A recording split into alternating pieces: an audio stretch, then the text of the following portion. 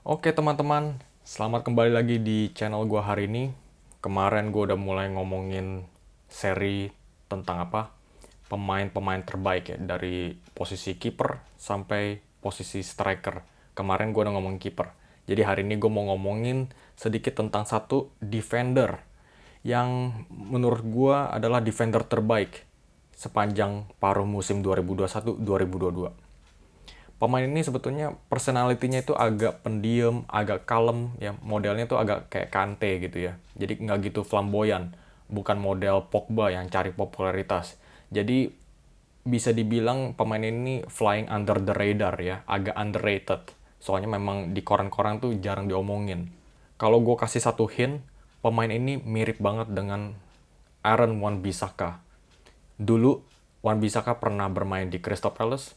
Nah, pemain ini juga di Crystal Palace tahun ini. Posisinya pun juga agak mirip. Wan-Bissaka bermain di posisi sayap kanan. Pemain ini ada di sayap kiri. Coba tebak siapa? Tyrick Mitchell. Kalau kita lihat statistik defensif ya, Tyrick Mitchell ini luar biasa banget. Setara dengan levelnya Aaron Wan-Bissaka. Wan-Bissaka kan suka banget tuh dipuji tuh. Oh, tackle-nya banyak banget. Mitchell juga nggak kalah hebatnya. Jadi selama musim ini, si Mitchell sudah melakukan 64 tackle. 64 tackle ini jumlah yang sangat besar. Nomor 2 paling banyak di antara semua pemain Premier League. Hanya di belakang Christian Norgard. Jadi luar biasa banget. Dan juga ada satu statistik lain, namanya dribble tackle. Bedanya dribble tackle sama tackle biasa ini, dribble tackle ini artinya tackle ketika menghadapi satu pemain yang lagi ngedribble. Jadi level kesulitannya lebih tinggi nih. Dan si Mitchell ini sudah melakukan 28 dribble tackle. Nomor 1 di antara semua pemain Premier League. Dan uniknya lagi, di belakangnya si Mitchell untuk kategori dribble tackle, belakangnya itu si Christian Norgard juga. Jadi lumayan berkompetitif nih, dua pemain ini. Jadi kalau kita bisa lihat ya dari statistik ini ya, si Mitchell ini jago banget dalam tackle ya. Mau tackle ketika apa pemain lawan lagi pegang bola atau lagi dribble, Mitchell ini kemampuan tackle-nya bisa kelihatan hebat. Dia hebat dalam situasi one on one. Jadi keinget sama satu pemain yang mirip nggak apa atributnya seperti ini. Mirip banget sama Aaron Wan-Bissaka kan. Yang gue suka dari pemain ini sih dia orangnya humble ya. Nggak banyak ngomong, dia lebih banyak membiarkan kakinya berbicara daripada mulutnya bergerak terus. Kalau kita bandingin dia dengan Kante itu mirip banget. Kalau kita bandingin dia dengan Pogba itu beda jauh. Pogba yang biasanya apa, oh ubah-ubah warna rambut apa aja gitu ya, tapi kontribusi di lapangannya kecil. Tapi sebaliknya si Mitchell ini modelnya kayak Kante, nggak banyak ngomong, nggak banyak bikin onar, nggak banyak bikin ulah, tapi kontribusinya dong, lihat gede banget. Nah, tadi kan gue sempet banding-bandingin nih si Aaron Wan-Bissaka dengan Tyrick Mitchell. Gaya bermainnya pun mirip banget. Si Wan-Bissaka itu tipe pemain yang ngedefend-nya itu jago banget ya. Tapi untuk soal attackingnya itu cupu banget sebetulnya. Jujur ngomong cupu agak kasar tapi eh, memang benar kurang hebat ya dalam menyerang. Nah, si Mitchell ini juga punya kelemahan sama ya.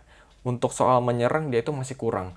Jadi seringkali si Zaha itu memerlukan support ya. Support dalam bentuk overlapping run. Tapi si Mitchell ini karena kurang pede, kurang agresif dalam melakukan penyerangan, jadi si Zaha ini kurang mendapatkan support. Kalau dia mendapatkan support dari overlapping ini, si Zaha ini kan bisa cut inside dan langsung tendang, bisa masuk ke dalam. Soalnya talisman, apa pemain sepenting Zaha itu ya pastinya si Vieira pengennya sedekat mungkin dengan gawang gitu ya, sedekat mungkin dengan area sentral. Dan ini diperbolehkan kalau si Mitchell ini melakukan overlapping ini. Untuk sepak bola modern ya, seorang fullback itu harus bisa ngedefend dan juga bisa menyerang.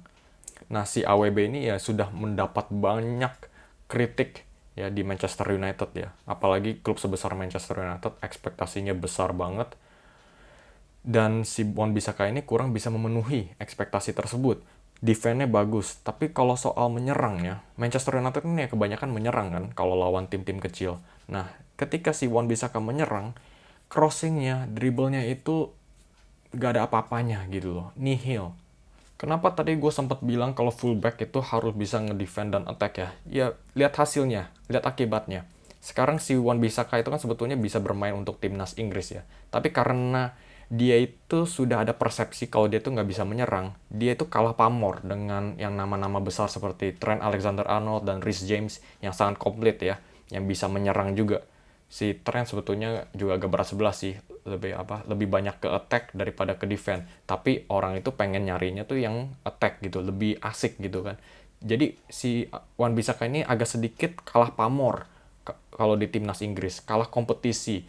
Akhirnya apa akibatnya? Ya dia mau nggak mau pindah timnas, dari timnas Inggris jadi pindah ke Pantai Gading, karena dia itu kayaknya punya dual nationality ya, punya dua kewarganegaraan ya, dari bokapnya sama nyokapnya.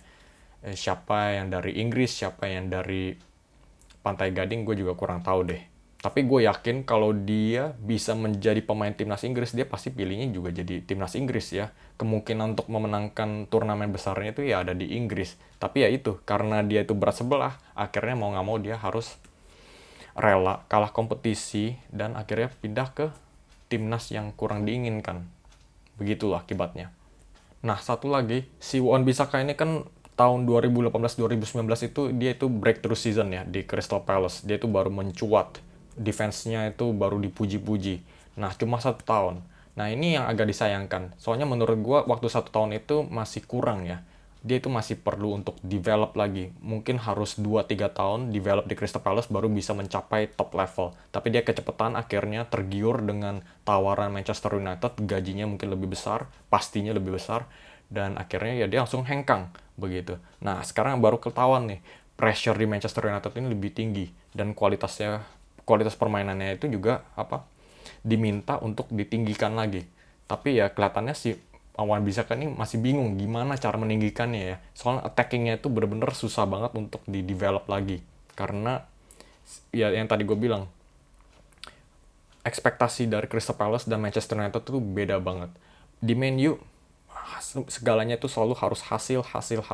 Kalau di Crystal Palace, ya sorotannya itu kan masih gak gitu setajam Manchester ya. Jadi ya ada lingkungan untuk developnya itu lebih cocok lah untuk pemain-pemain muda.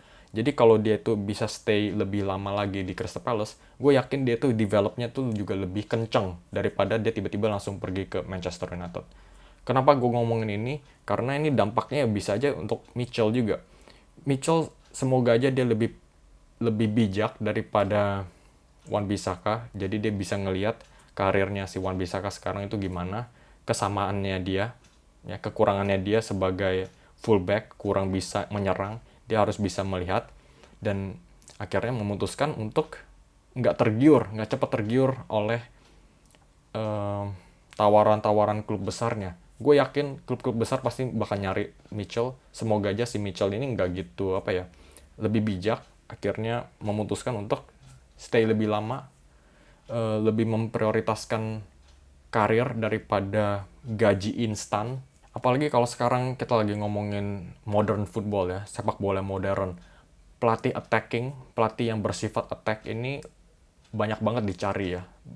Seperti Newcastle, sekarang itu mereka tuh lagi nyari manajer yang lebih suka attack. Akhirnya mereka menggait Eddie Howe gitu.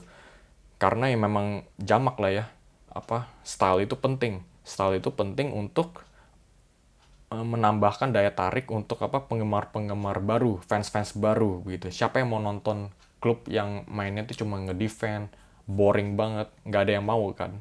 Nah, di Crystal Palace udah ada pelatih Patrick Vieira yang sangat attacking. Kita bisa lihat dari mentalitasnya dia itu. Dia itu mencari pemain seperti Hudson-Odoi dan juga Conor Gallagher yang digayat on loan dari Chelsea. Jadi kelihatan banget memang si Vieira ini memang mengincar style yang sangat attacking. Beda dengan pelatih-pelatih Crystal Palace yang dulu seperti Roy Hodgson yang bersifat sangat defensif. Nah, jadi si Mitchell di bawah asuhannya si Patrick Vieira ini kayaknya sangat cocok. Karena gue lihat si Vieira ini bisa memberikan masukan-masukan lebih ke Mitchell untuk menambahkan daya serangnya si Mitchell ini. Nah, yang tadi gue bilang itu, dengan talentanya si Mitchell ini ya, gak lama lagi pasti ada klub-klub besar yang bakal mulai mencari pemain seperti Mitchell ini. Dan mentalitasnya si Palace ini, walaupun ambisinya lumayan besar ya, mentalitasnya sih menurut gue masih sama ya. Mereka tuh masih dengan sifat uh, membina pemain muda, dan akhirnya setelah mereka sudah mulai bagus, langsung dijual. Dan kelihatannya si Mitchell ini juga bakal sama kayak Wan-Bissaka. Wan-Bissaka sudah berhasil, bisnisnya itu udah um, bikin profit buat Palace seharga 45 juta. Ya, dalam waktu setahun aja loh. Dan Mitchell semoga aja nggak begitu tergiur dengan tawaran baru. Dan gue yakin si Palace, kalau si Palace lihat Mitchell ini mau stay, pasti dikasih stay. Karena ya pemain bagus, siapa yang mau langsung buang gitu kan. Cuma ya kayaknya ada kemungkinan juga Palace bakal menjual dia ketika waktunya tepat. Tapi semoga aja nggak terlalu cepat, nggak terlalu dini. Soalnya kita lihat dari kasusnya Wan-Bissaka, setahun langsung kelihatannya agak menurun di Manchester United. Semoga aja si Mitchell ini lebih bijak, lebih melihat waktu itu perlu untuk mengasah ilmunya lagi, mengasah skillnya lagi di Crystal Palace. Karena di bawah asuhannya Patrick Vieira, dan juga lingkungannya yang lebih memadai. Oke teman-teman, sampai di sini aja video hari ini. Semoga lu enjoy video series kedua. Kemarin udah goalkeeper, sekarang defense. Jadi stay tune di channel ini karena dalam beberapa hari kemudian gue bakal upload satu video tentang midfielder terbaik selama paruh musim 2021 dan 22. Dan juga jangan lupa kasih like di bawah, soalnya ini sangat bermanfaat buat channel gue. Dan juga jangan lupa kasih komen pendapat lu tentang Tyrick Mitchell. Dan yang terakhir, jangan lupa subscribe, karena yang tadi gue bilang, gue bakal terus upload konten-konten baru di hari mendatang. Sampai jumpa di video selanjutnya. Bye-bye.